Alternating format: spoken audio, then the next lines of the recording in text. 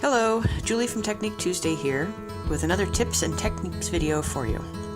Today I'm showing you how to use high quality colored pencils to color in the new Greenhouse Society Echinacea flower on a dark gray paper.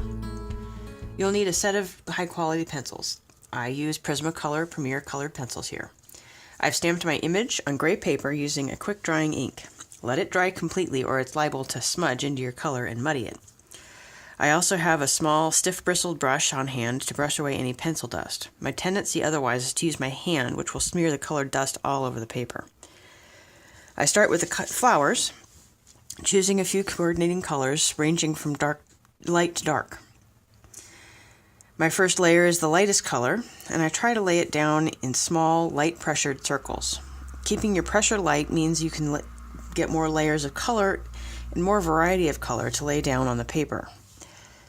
Usually I try to work from highest concentration to lowest, so I can start heavier, relatively speaking, and lighten my pressure as I move out of that area.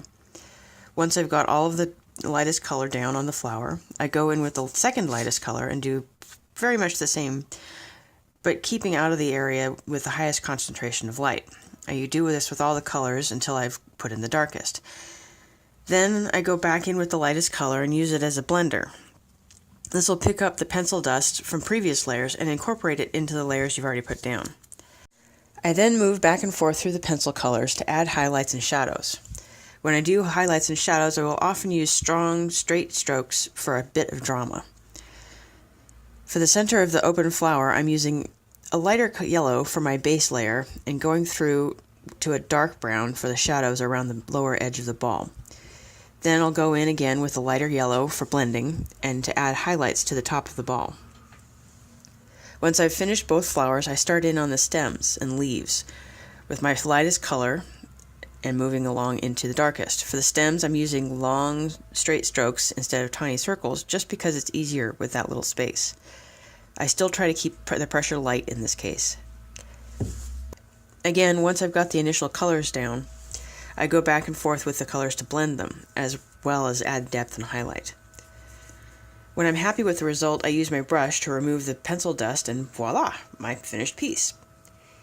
Here are a few other versions I've colored recently, using non-traditional colors as well as a variety of different papers.